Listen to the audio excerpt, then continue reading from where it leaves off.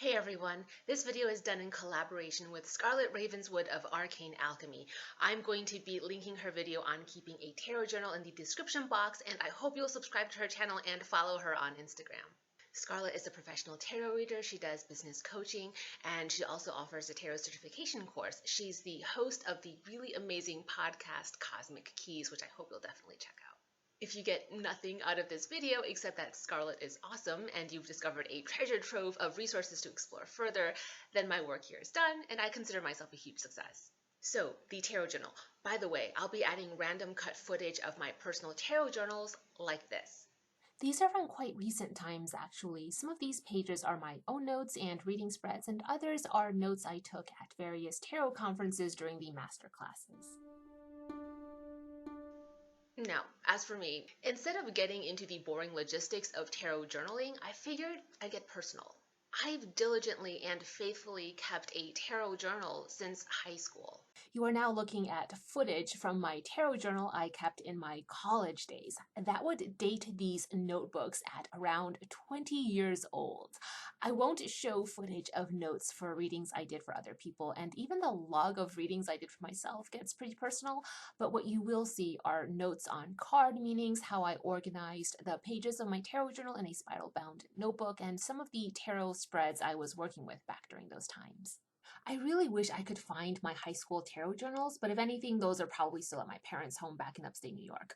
Also, I'm so very sorry if anyone throws up from dizziness or nausea watching my horrible and wobbly camera work while I try to film the pages of my old notebooks with one hand and turn the pages with the other. In my college days, when I did tarot readings in the student union to fundraise for various organizations I was an officer for, I'd proudly log the different events I did public tarot readings for and even record how much money I raised because, I was proud of myself. The copious notes I always took and keeping them meticulously well organized is how I ended up actually writing holistic tarot. People always ask me, how long did writing holistic tarot take? Well, actually, my whole life. I had been writing this book since I was a kid, pretty much, but that's because I was writing the contents, or what would become the contents of this book, in my tarot journals. So when I finally formulated the intention of publishing a primer beginner's book on the tarot, I already had copious amounts of well-researched, well-documented, cited material to work from. All those case studies in this book, which is because I wanted to format this more in like a graduate level, or an MBA or a law school type of course. That's why we have a bunch of case studies in here. But those case studies actually came from logs and recordings of actual tarot readings I had done over the years, decades actually. Organizing and then polishing up the 700 pages that became Holistic Tarot actually only took me a couple of months because it was just editing work and revision work. The content and the body, the substance of it, like I said, I'd already written it over the past decade of my life through my tarot journaling. But the most important benefit I've experienced from keeping a tarot journal is how it helps me process pain, suffering, and grief. You know how there's the everyday concerns that you do tarot readings for, or card of the day draws, and then there's the tarot readings that you do for yourself? The tarot readings that you do for yourself are the ones that you really, really want to write down in a tarot diary of some kind. And I've found it to be just the most extraordinary, almost miraculous supplement, even if I've sought professional support or spiritual support or counseling. At the end of the day, I find that the one thing that has always helped me the most in terms of processing pain or grief, or just trying to arrive at a decision when I'm being indecisive, has always been through tarot journaling.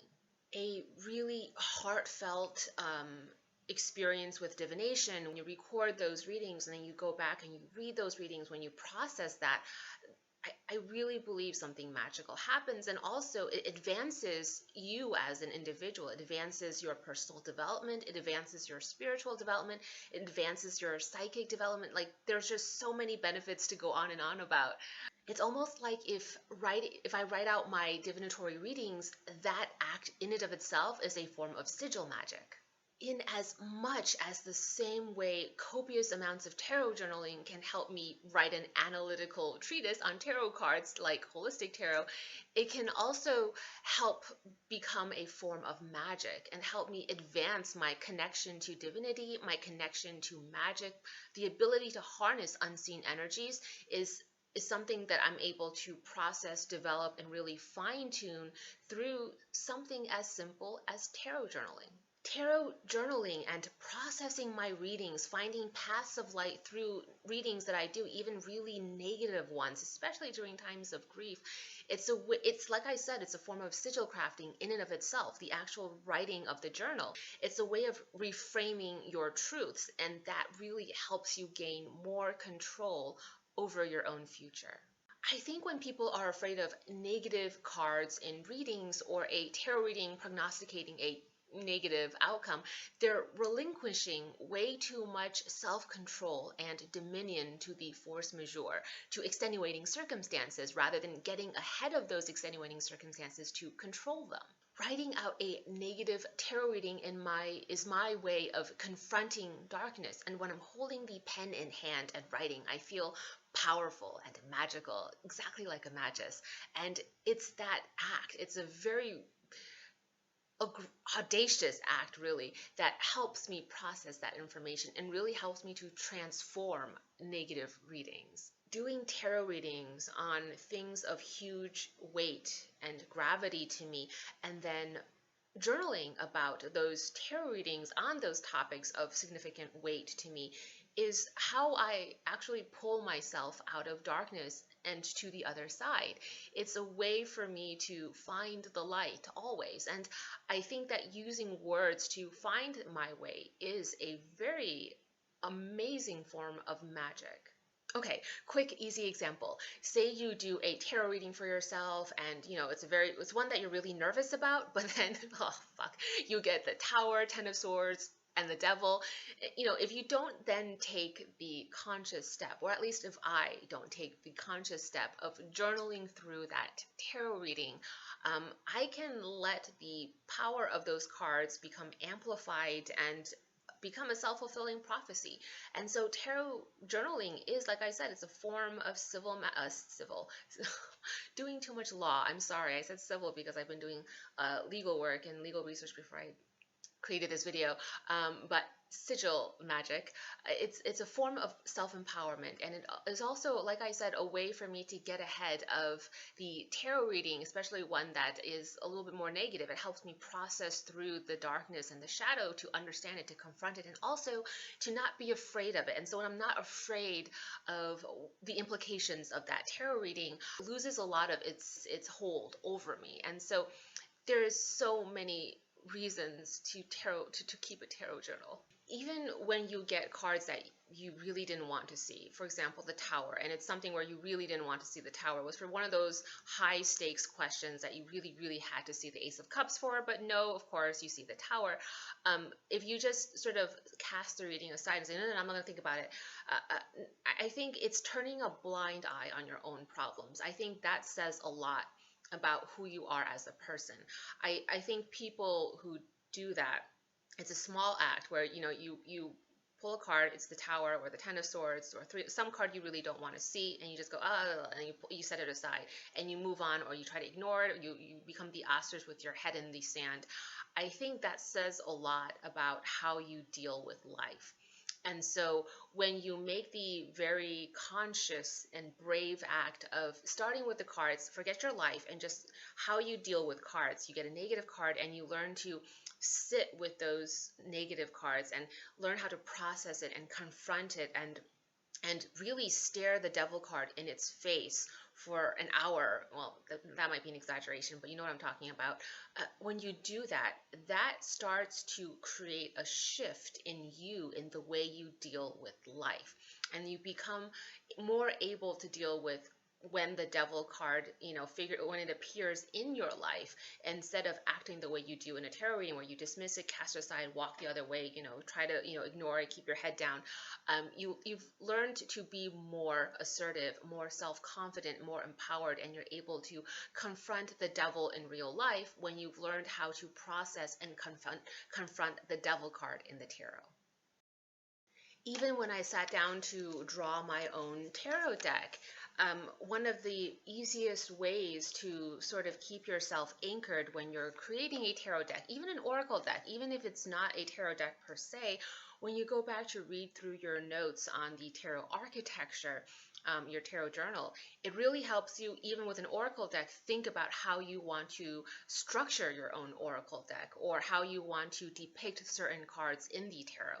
And so when you are a tarot reader, keeping a tarot journal is sort of the first starting point of any other project or undertaking you could possibly want to endeavor in. I think the tarot journal is also the breeding grounds for how you determine for yourself whether or not you're ready to go pro as a professional tarot reader. And let's just not overlook the very practical benefit that tarot journaling really does help you get the most out of your tarot studies. It doesn't matter if you're a beginner, intermediate, an advanced tarot reader, if you're like a tarot master, or if you're a professional tarot reader.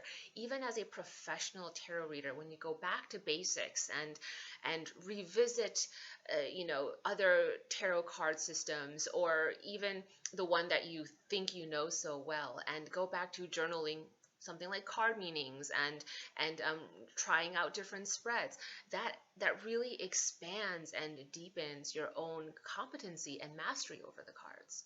Scarlet and I collaborated on providing a 2-book tarot study journal and tarot readings diary digital set that you can print off and bind totally free. They are formatted at 6 inches by 9 inches, trade paperback trim size, so they're portable. That's what I have to say about the tarot journal and keeping one, but I've also written a lot about it as well, and I'm going to link in the video description box more information about those free downloads that you should definitely get and look at, and also some written materials on the logistics of keeping a tarot journal. Thank you so much for watching Scarlet and me. If you've got any tarot journaling tips, experiences with personal growth when you kept logs of your tarot readings, then please share those with us in the comments. We would love to hear from you.